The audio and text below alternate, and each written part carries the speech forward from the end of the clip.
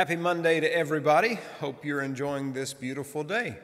It is Monday, May the 4th, and for all you fellow Star Wars enthusiasts, May the 4th be with you. Tomorrow is May the 5th, or Revenge of the 5th, according to those who know. It's also Taco Tuesday. So we got a lot of things to be thankful for. Taco Tuesday's on Cinco de Mayo, so hey, there you go. One of the most popular, probably the most popular psalm is one that we hear often at funerals, Psalm 23. The Lord is my shepherd, I shall not want. He makes me to lie down in green pastures. He restores my soul. He leads me in the paths of righteousness for his name's sake. Yea, though I walk through the valley of the shadow of death, I will fear no evil, for thou art with me. Thy rod and thy staff, they comfort me. Thou preparest a table before me in the presence of mine enemies. Thou anointest my head with oil. My cup runneth over. Surely goodness and mercy will follow me all the days of my life, and I will dwell in the house of the Lord forever. This particular psalm is one that's often heard at funerals. It's often a psalm that brings comfort in times of seeming hopelessness. However, it didn't rise to the popularity that it enjoys today in American society until the 19th century at the hands of the preacher Henry Ward Beecher. In 1858, he described Psalm 23 in the following terms. He says, "It's a small of a homely feather singing shyly out of obscurity. But, oh, it has filled the air of the whole world with melodious joy, greater than the heart can conceive. Blessed be the day on which that psalm was born." This occurs in Beecher's book, Life Thoughts. This statement was reused by other writers, and some without attribution to Beecher. Louisa May Alcott alluded to this psalm in her infamous book, Little Women, the 40th chapter being entitled The Valley of the Shadow. And famous politicians have even referred to this psalm when describing their own illnesses, but by 1916, Psalm 23 had become a standard funeral litany in the Methodist Church, placed there no doubt as a sign of hope of the life to come. And indeed, the popularity of Psalm 23 is in no small way due to its hopeful tone, where we read, "Surely goodness and mercy will follow me all the days of my life, and I will in the house of the Lord forever." And there are other factors, such as how short this psalm is, that makes it so popular, but it also has an individual emphasis as opposed to a congregational emphasis. And so when you consider Psalm 23, there's a lot of beauty to it. However, do we properly understand it as it appears in the book of Psalms? Well, Psalm 23 isn't really about confidence in the face of death. At least not originally. This psalm is definitely hopeful. It has a positive tone. But the emphasis of Psalm 23 is on God as a good shepherd who cares for the psalmist as a sheep, but also God as a gracious host who welcomes the psalmist as a guest. Neither of these images concern death, and other than the one statement, "Yea, though I walk through the valley of the shadow of death," does even the term death appear there.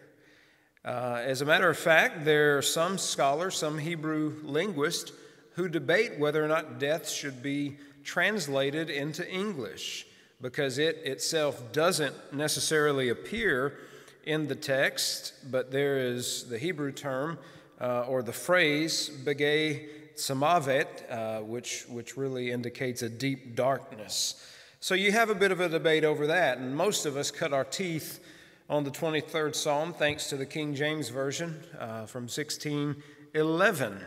However, one of the things when you read this entire psalm, it does have a hopeful message. It does speak about God's care for those who trust in him and those who follow in him.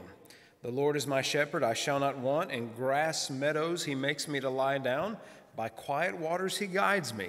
My life he brings back. He leads me on the pathways of justice for his name's sake. And though I walk in the vale of death's shadow, I fear no harm, for you're with me. The valley of the shadow of death, or the vale of death's shadow, has been interpreted by many to refer to the valley Kidron, which is just east of the city of Jerusalem. And if you were to go over to Jerusalem today, the valley of Kidron is actually a mass cemetery. It's where a lot of Jews are buried. And some of the plots actually cost upwards of $4 million because they believe that when the Messiah comes to Jerusalem, because they are facing Jerusalem from the east, that when they're resurrected, they will just walk right into Jerusalem and there be with the Messiah, God, forever and all eternity. So that's why you have, just to the east of the city of Jerusalem, the valley of Kidron, which is where there are mass graves. And so the valley of the shadow of death, some believe refer to the valley of Kidron itself. And we notice also the last passage, and I shall dwell in the house of the Lord forever. Some people say, well, that has to be an allusion to the afterlife. But actually, the word forever is not the best translation. Sorry to break it to you, but really it should be translated for as long as I live. And dwelling in the house of the Lord, when the psalmist wrote it, would have been the temple. That's what would have been envisioned. Now, obviously, you can take the message and apply it in an afterlife sort of way. But originally, as the psalm was composed, that wasn't what was meant. But when you do think about the temple of the Lord, you think that the temple was framed and constructed based on the temple or heaven where God actually dwells. And so there is, in a sense, yes, a time when we will live before the Lord forever. But in this psalm, it says, all the days of my life, or all the days that I shall live. One of the things that has been interesting to point out from Psalm 23 has to do with, again, the emphasis of God's care. So you read through the psalm again, the Lord is my shepherd, I shall not want. And then you keep going on, I will fear no evil. I shall dwell in the house of the Lord forever. When we consider the care that God has over each of us, we should always note we'll never want. We will never want. That's to say, not that all our wishes will be supplied, but our needs will be supplied because we believe and trust in God. We'll never go without. We shall never want. And when we have faith in God, we should never fear. But we should always be certain that we shall dwell in the house of the Lord forever.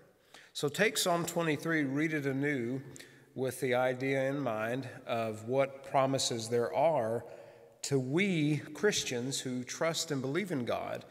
And we can take those same assurances with us today that the psalmist took with him then.